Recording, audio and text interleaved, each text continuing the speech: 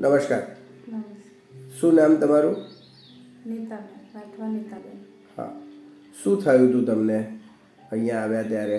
અહીંયા આવ્યા ત્યારે મને થાઇરોઇડનું હતું, આગળ અમે સૂજન આવી ગઈ હતી. ગોઈટર થયું છે. ગોઈટર થયું છે. થયું છે હજી તો. હા.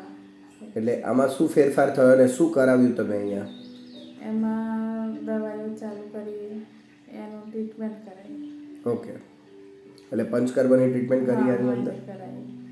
અને પંચકર્મની ટ્રીટમેન્ટ કરાયા પછી ને પહેલાં કેવી રીતનો બદલાવ દેખાય છે?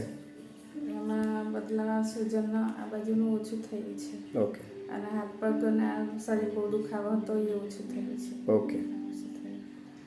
એટલે તમને ઓવરઓલ 8 દિવસની ટ્રીટમેન્ટમાં કેટલા ટકા ફાયદો ગણી શકાય આપણે?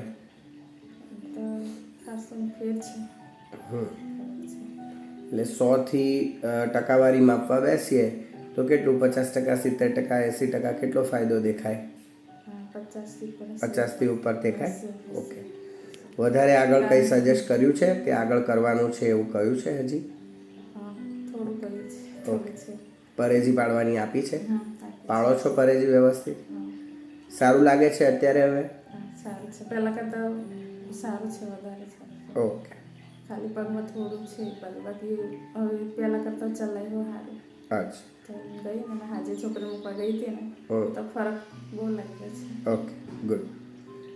ભલે ઈશ્વર તમને જલ્દી સ્વસ્થ કરી દે એવી પ્રભુ પ્રાર્થના. Thank you. Thank you.